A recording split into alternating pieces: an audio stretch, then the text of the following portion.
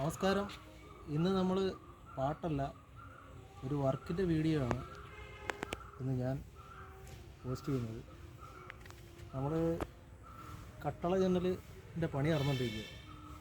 അപ്പോൾ ആഞ്ഞിലിത്തടിയിലാണ് സാധാരണ കട്ടള ജനൽ പണിയുന്നത്, അതെല്ലാവർക്കും അറിയാമല്ലോ. പിന്നെ സാധാരണ നമ്മൾ കട്ടള ജനൽ പണിയുന്നത് കമ്പിയും പട്ടയും ഉപയോഗിച്ചാണ്.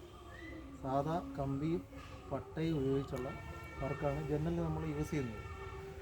ഇപ്പം നമുക്ക് സാധാരണക്കാർക്ക് സ്റ്റീലിൻ്റെ കമ്പിയും പട്ടയ്ക്ക് പകരം സ്റ്റീലിൻ്റെ സ്ക്വയർ ട്യൂബ് അതാണ്ട് ഞാൻ പരിചയപ്പെടുത്താം. ഏറെക്കുറെ എല്ലാവർക്കും ഇപ്പോൾ അറിയാം, ആണ് സ്റ്റീലിൻ്റെ സ്ക്വയർ ട്യൂബ്. ഏതാണ്ട് 3/4 ഇഞ്ച് സ്ക്വയറാണത്. 3/4 ഇഞ്ച് സ്ക്വയറും 2.5 mm തിക്നെസ്സും ഉണ്ട്. ഇത് ഒറിജിനൽ SS ആണ്, ISI മുദ്രയുള്ള സ്റ്റീലാണ്. അപ്പോൾ ഇത് കമ്പിയും പട്ടയ്ക്ക് പകരം നമ്മൾ ജനലിന് ഉപയോഗിക്കുന്ന കമ്പിയും പട്ടയോടെ ഒരുമിച്ച് എടുക്കുമ്പോൾ അതിനേക്കാട്ടിലും കുറച്ചുകൂടി പൈസ അധികമാകത്തുള്ളൂ.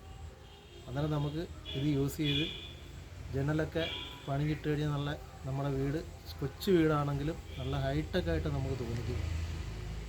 നമ്മൾ അത് ഈ സ്ക്വയർ ട്യൂബ് കയറാനുള്ള ചതുരത്തിലുള്ള തുളയാണ് ഈ തുളച്ചിരിക്കുന്നത്. ഈ തുള ഇത് ശ്രദ്ധിക്കണം. മറ്റേത് പട്ടയും കമ്പിയിട്ടുള്ള പണി ഇത് വ്യത്യസ്തമാണ്. അപ്പോൾ നമ്മൾ നമ്മുടെ ബഡ്ജറ്റിൽ ഒതുങ്ങുന്നതന്നെയാണ്. എല്ലാവർക്കും ഒരു പേടിയാണ് കമ്പിയും പട്ടയും ഉപയോഗിച്ച് ചെയ്യുമ്പോൾ അത് നമ്മുടെ സാധാരണക്കാർക്കത് പറ്റുമോ എന്നുള്ളൊരു ആശങ്കയുണ്ട്. പക്ഷേ നമുക്ക് ചെയ്യാവുന്നേ ഉള്ളൂ. ഇതാകുമ്പം തുരുമ്പിക്കുമെന്ന് പേടിക്കേണ്ട, ഒറിജിനൽ സ്റ്റീലാണ്.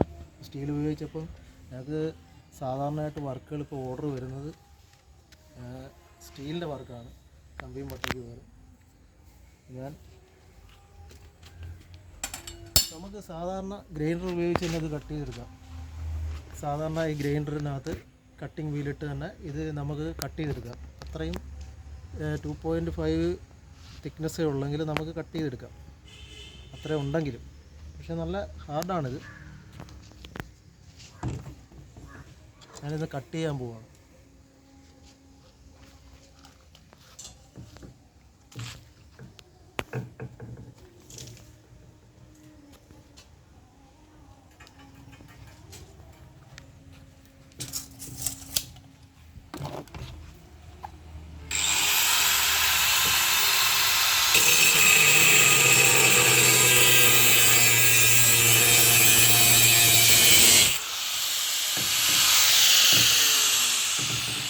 അപ്പം അതിൻ്റെ 3/4 ഭാഗം അത് കട്ടായിട്ടുണ്ട്.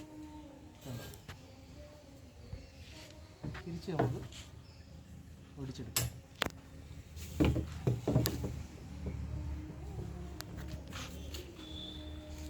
അപ്പോൾ എല്ലാവരും പരമാവധി കമ്പിയും പട്ടയും തുരുമ്പിക്കുമെന്നുള്ള പേടി വേണ്ട.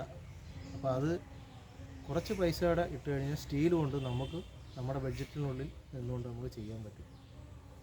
Okay, by.